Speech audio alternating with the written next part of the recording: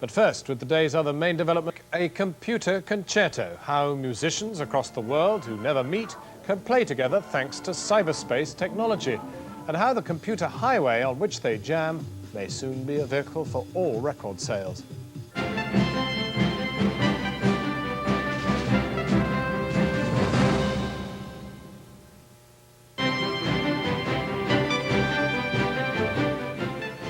Take a whistle player in Wiltshire, a guitarist in Seattle, and a keyboard player in London, and what have you got? Well, in the old days, it would be the nucleus of a literally spaced-out rock and roll band. But now, thanks to the internet, our three musicians can be thousands of miles apart and still play together. In fact, they have never met. They just hook their musical instruments up to their computers and jam in cyberspace. Despite its Anaraki image, the internet has some 40 million users, and the music industry has now woken up to its marketing potential. Nicholas Glass has been listening to the sounds of ResRocketSurfer, one of the world's first virtual bands.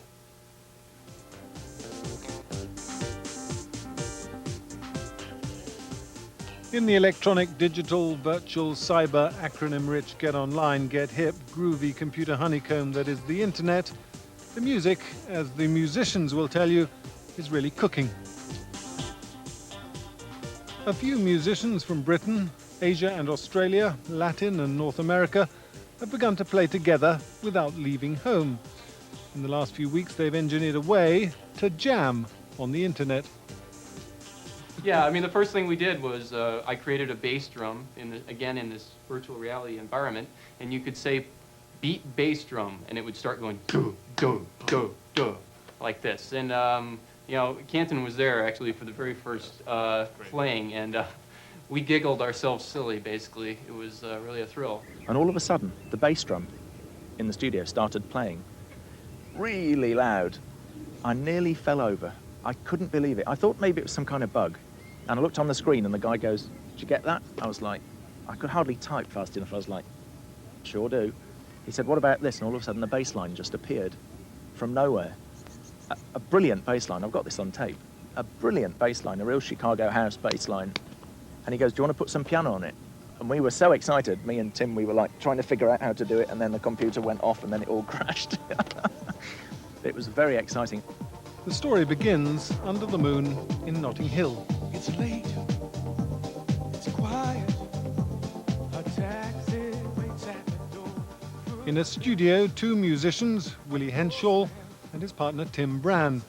In his time, Willie has played guitar with Dave Stewart of the Eurythmics and the vocalist Robert Plant. He also plays in a band, London Beat, which has just had a #1 in the States with this song.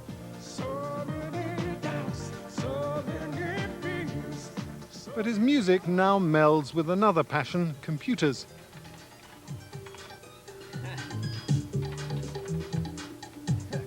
Willie's internet band has a longish name, ResRocketSurfer, but unusually it's a band that virtually anyone with a computer can join. It has 700 members so far. Founding a cyber band means there are no lazy Sunday afternoons in the park.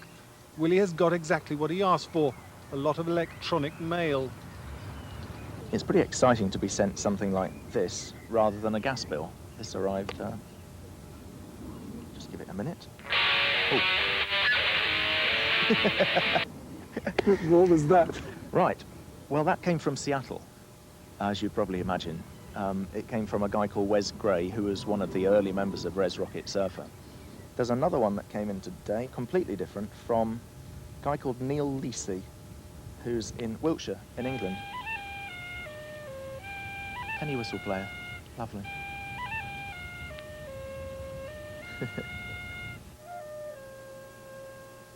Willie is building up a bank of musical samples from a growing legion of ResRocketSurfers. From Toronto to Singapore, it's mostly a matter of men and computers. And the signs are the guitar hero is alive and well and riffing down the internet. Willie's idea is to produce from his musical bank a ResRocketSurfer album. Jamming down the internet was a natural consequence of having a band that was geographically all over the place. It began in Chicago, where two young musicians devised a way of bringing ResRocketSurfer together. Basically, all they needed was a modem, a MIDI, and a Moo. That means things like a computer, a synthesizer, and a phone. And of course, a special computer program they wrote themselves so everybody could jam together at the same time. They refer to it as the Dragon, from the acronym DRGN, which means, as you've probably guessed, Distributed Real-Time Groove Network.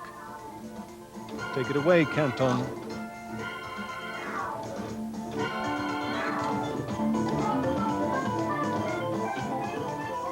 The Dragon definitely marks the first time that you've been able to do this sort of thing with as little as, you know, $1,000 computer and an internet connection, and that's all you need. Yeah, I mean, you can be in an airplane and do this. You can be on a beach in Aruba and do this.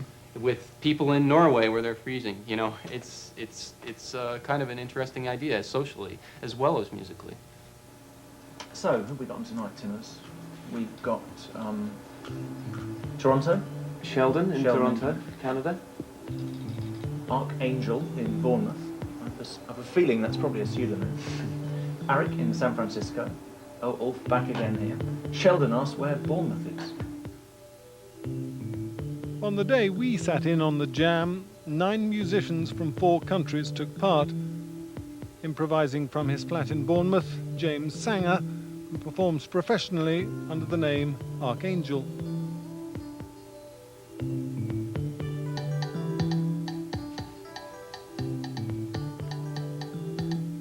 First time I connected up with the DRGN software, it was like a musical seance. Suddenly somebody else on the other side of the world was playing your keyboard, and that was quite amazing. That is quite amazing.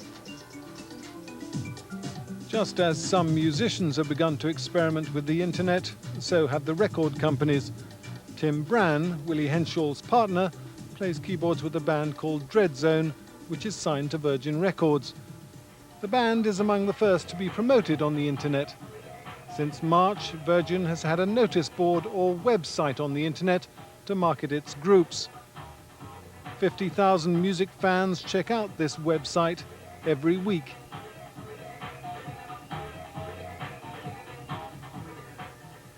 Totally cool. We talk about the information superhighway. It doesn't exist yet. What exists at the moment, the internet, is a bumpy set of A roads, which occasionally make the wheels of your wagon fall off when you go down it. When that happens, when the information superhighway happens, then I think the whole picture will change. But at the moment, it's very experimental. It's still very underground. It's still very anarchic. It has a subversive feel to it. That's what's exciting to musicians and to artists. It's exciting to us as well. The net bandwidth isn't yet sufficient to be able to actually provide music at CD quality on the net per se. In other words, you can't yet download a track and have it sound at home any good. It takes ages and it doesn't sound any good. It's a lot easier to go to your record store. 5 years from now, ask me that question again. I would like to think that the very first time you've got a proper virtual store, in other words, a place you can go to with your computer on the net and download albums, ResRocketSurfer albums are going to be at the front on the rack. The technology will be refined. As yet, no one has worked out how to sing down the internet, but they will. The music industry is excited and threatened. The internet is fine for marketing, but what about sales and copyright when sound quality improves? The musicians will continue to explore with their computers, and as it happens, to rock around the world at modest expense, the cost of a local telephone call. Nicholas Glass logging in and turning on. Now, a look again at tonight's headlines. Hi, I'm John Kearns, and this is the news at night. On tonight's show, Boy George on his new album, and the Connells sing about broken relationships. But first, musical history has been made. For the first time ever, musicians in different continents have managed to jam together via computer, thanks to some clever software and the global computer network known as the Internet. Toby Amies reports.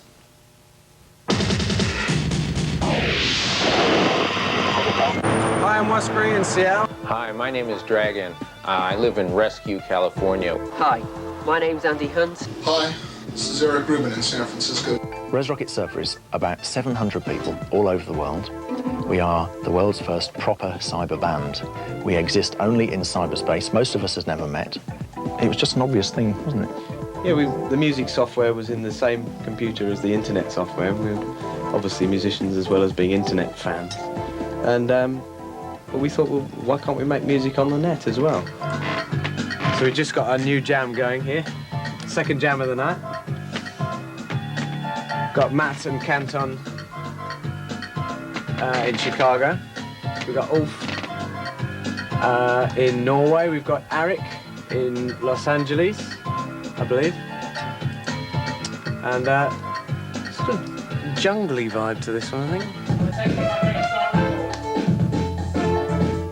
Why are you doing this then?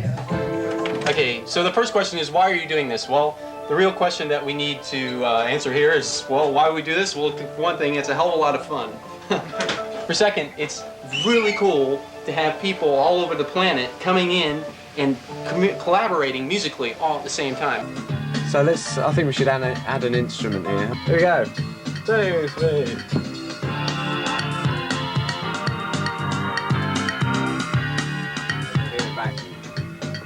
The next round. I think that deserves it. So we hit set pattern here. Hit the big button. That now goes to everyone. How do you decide who plays what? Well, it's basically a free-for-all. So I've just added my bass drum. If you notice, it is always constantly changing because everybody's adding something maybe the next time round or the time after that. The loop's going round.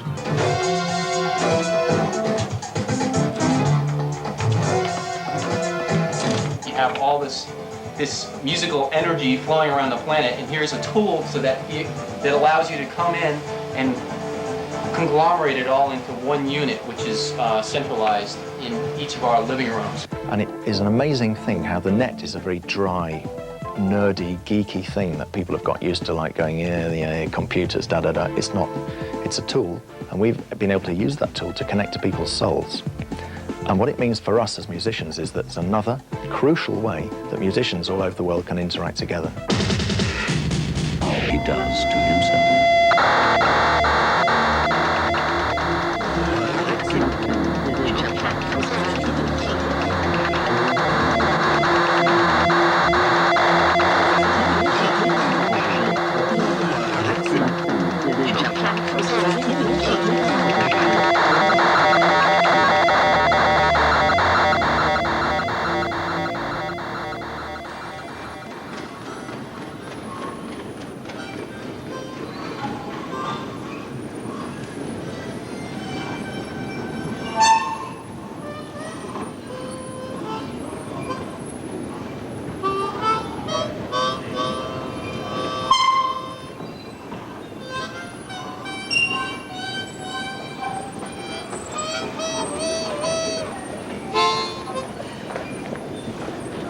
Hallo, dit is Web en we zijn in Londen, want het gaat vandaag over muziek.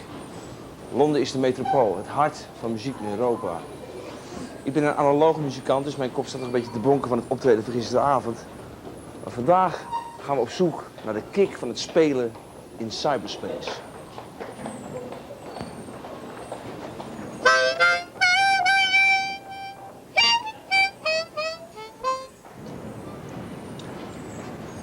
Willy en Tim Brent zijn twee bekende Londense muzikanten. Onder andere bekend van de London Beat. En zij zijn bezig met de opzet van de Virtual Band.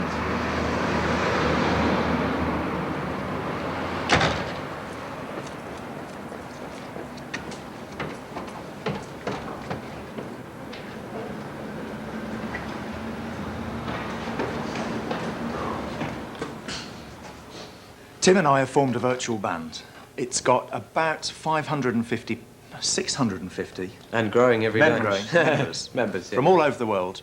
Japan, Malaysia, going this way. Japan, Malaysia, Holland, 5 or 6 guys high, the Dutch guys. Belgium, France, Germany, Scandinavia, yeah. America, of course. Lots of people in America.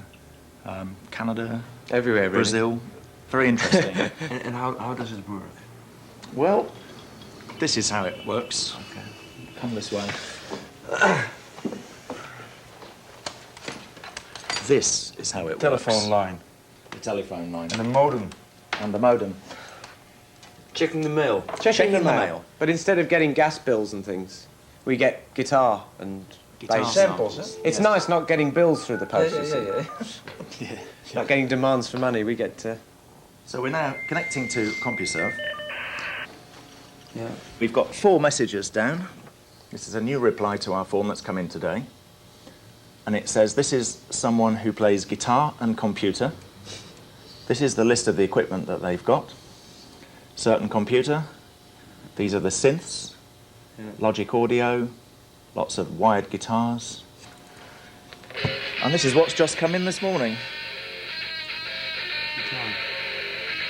This is from Wes Gray, who's one of our original members in Seattle. It sounds like grunge, doesn't it? Yeah. But is it the loop? You made Not a yet. loop, but it's just one long sample. There it And is. how's the quality of the music? It's fine. That's It's fine. a very small speaker. It's a very tiny speaker here, so it sounds like this. But the actual quality of the sound is full bandwidth. Digital. Yeah. Like CD quality. yeah. Oh, yeah. So if you'd just 44.1. like to just wait 2 seconds, we'll transfer this into our big computer and you'll That's hear right, it properly. Okay.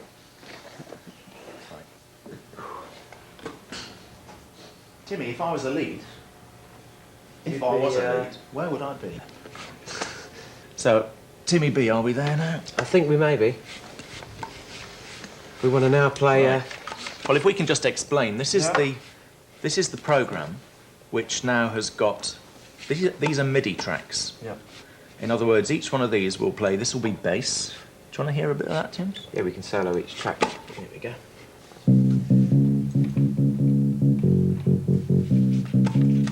And the bass has come from London. In fact, the bass has come from him. Could you describe a good sample? Something that's got spirit. We're not going to use everything we get. If we get something that's not quite right, or we won't use it. You send it back? I don't think you have to. We don't want to use Return this to sample. sender. Return to Return to sender. sender. Here's our guitar that Wes has sent us in the past. This is his. The first grunge. This is the first one he sent us. No, actually, this first bit is the Yugoslavian guitar. Oh, you're right. We've mixed 2 guitars here. We've got Vlad from Yugoslavia.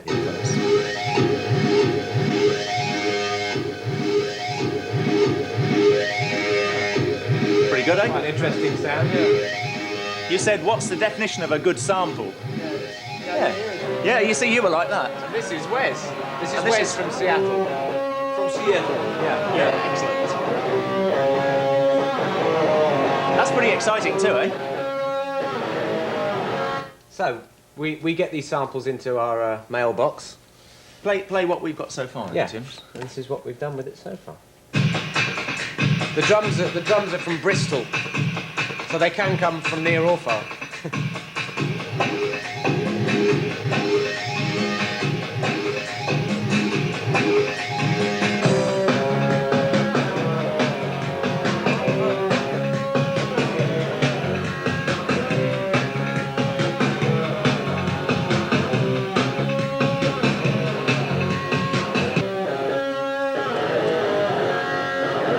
Now we're going to do an experiment, fellas. The This guitar is you... live. Yeah, the guitar we got down this morning. Okay. We're going to see whether it fits. We shall Exciting. put it in between here.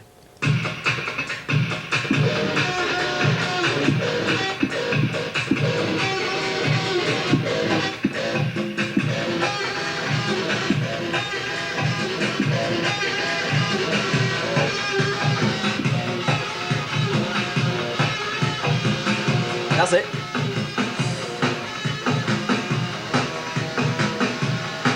We're happening. Oh, yeah. Yes, Wes, thank you. All the way from Seattle. So we might just like the middle bit of this, so we'll cut the middle bit out and make that a part of the songs. Who owns the track? Well, we all own the track. Yeah. Everybody who's involved has a share of the copyright. I mean, obviously, people